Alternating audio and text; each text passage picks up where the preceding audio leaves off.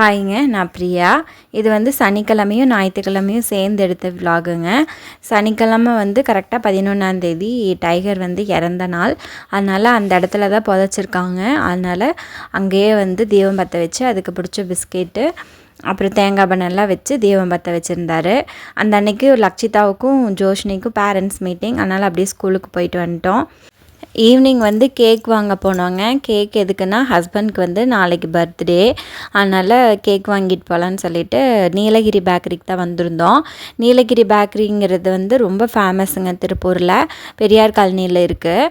இங்கே வந்து இந்த தேங்காய் பண்ணு தாங்க அடிச்சுக்கவே முடியாது, செம டேஸ்ட்டாக இருக்கும். கரெக்டாக ஈவினிங் 3 போனீங்கன்னா சுட சுட இருக்கும். சாப்பிட்றதுக்கு ரொம்ப டேஸ்ட்டாக இருக்குங்க. கரும்பு சர்க்கரை போட்டு இருக்குது, வெள்ளை சர்க்கரை போட்டு இருக்குது. அப்புறம் எனக்கு இந்த ஹனி கேக் வந்து ரொம்ப பிடிக்குங்க. அது போக வந்து ஆப்பிள் கேக் வச்சுருப்பாங்க, அதுவுமே செம்ம டேஸ்ட்டாக இருக்கும். இந்த மிக்சிங் பிஸ்கெட் எல்லாங்க சின்ன வயசில் வாங்கி சாப்பிட்டது. அதுவும் இந்த பிஸ்கெட் இருக்குது பார்த்தீங்களா, வரி வரியாக நெய் பிஸ்கெட்டுன்னு சொல்லுவோம். இதை அடிச்சுக்க சான்ஸே இல்லைங்க. எந்த கடையிலையுமே இந்த மாதிரி டேஸ்ட்டில் விற்காது.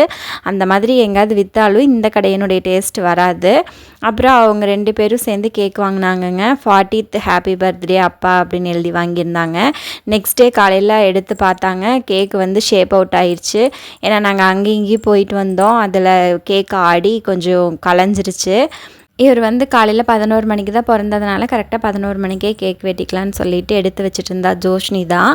இவருக்கு தான் இன்றைக்கி பர்த்டேங்க. கரெக்டாக டிவியில் ஹாப்பி பர்த்டே சாங்கும் போட்டு விட்டுட்டு சேரெல்லாம் எடுத்து போட்டு அவளே கேக்கெல்லாம் செட் பண்ணி வச்சுருந்தா.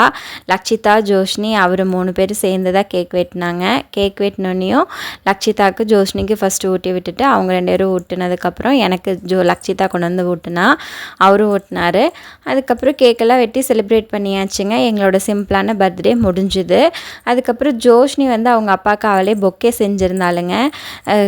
வெளியே இருக்கிற பூவெல்லாம் பொறிச்சு சாட்டை வந்து கோன் மாதிரி ரொட்டேட் பண்ணி அதுக்குள்ளே பேப்பரெல்லாம் சுற்றி சுற்றி உள்ளுக்குள்ளே வச்சுட்டு செம்பருத்தி பூவை வந்து இடையில சொருகி வச்சுருந்தா.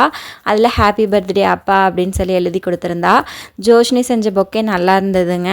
அப்புறம் ஜோஷ்னி கொடுக்குறா அப்படின்னு சொல்லிட்டு லக்ஷிதாவும் ஏதோ பேப்பரில் எழுதி கொண்டு வந்து அவங்க அப்பா கிட்ட பர்த்டேன்னு சொல்லி கொடுத்தா. அதில் என்ன எழுதியிருந்தானா 111ன்னு போட்டு எழுதியிருந்தா. சரி, அவளும் ஏதோ ஒன்று பண்ணுறான்னு சொல்லி அதையும் வாங்கி வச்சுக்கிட்டோம். ஈவினிங் வந்து காந்தாரா படத்துக்கு புக் பண்ணியிருந்தோங்க. ஸ்ரீசக்தி சினிமாஸ் தான் போயிருந்தோம். இந்த படத்துக்காக 2 நாளைக்கு முன்னாடியே டிக்கெட் புக் பண்ணி வச்சுருந்தோங்க. நாங்கள் புக் பண்ணும்போதே ஒரு 10 டிக்கெட்ஸ் மட்டும்தான் இருந்தது. படம் வந்து சூப்பருங்க, எல்லோரும் போய் பாருங்கள், ஃபேமிலியோடு பார்க்கலாம். சூப்பராக இருந்ததுங்க படம். சரிங்க, இன்னொரு வீடியோவில் பார்க்கலாங்க.